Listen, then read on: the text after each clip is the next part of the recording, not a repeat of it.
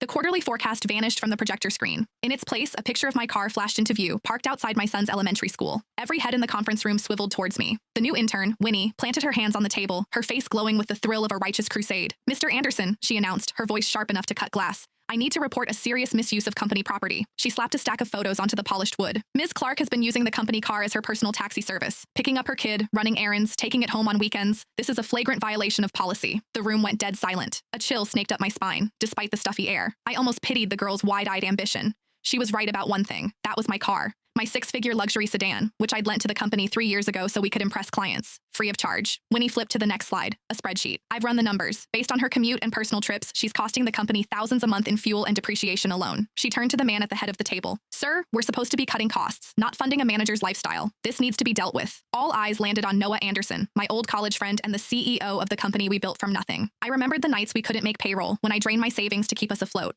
I remembered handing him the keys to this very car, brand new, saying, "The company needs this more than I do." He'd used it for 3 years. I'd paid every cent for gas, insurance, and maintenance. I'd even been the one to drive it to the airport for client pickups when our driver was out. Everyone in this room knew it was my car. Trevor from marketing, who just last week borrowed it to take his father to the hospital, was suddenly fascinated by his keyboard. Macy from reception, who took it for joyrides every month, shot me a look of pure disgust. Noah's fingers tapped a slow, deliberate rhythm on the table, his tell when he was weighing his options. He wouldn't meet my gaze. "Ava," his voice was cold, unfamiliar. "Is what Winnie said true?" The air left my lungs. True?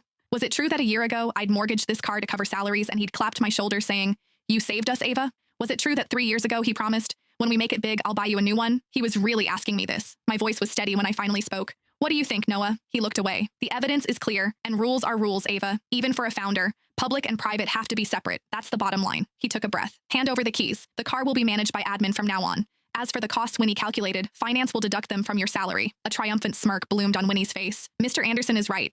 I think Ms. Clark owes the entire company an apology too." Noah waved a dismissive hand. "A company-wide email will suffice. An email, a salary deduction, and he was taking my car." I looked at his familiar face and saw a complete stranger. I didn't argue. I didn't pull out the title from my bag and slam it on the table, because I finally saw it all clearly. Winnie was just a pawn, desperate to climb the ladder by stepping on me. Noah wanted my car, and he was using a clueless intern to steal it in plain sight.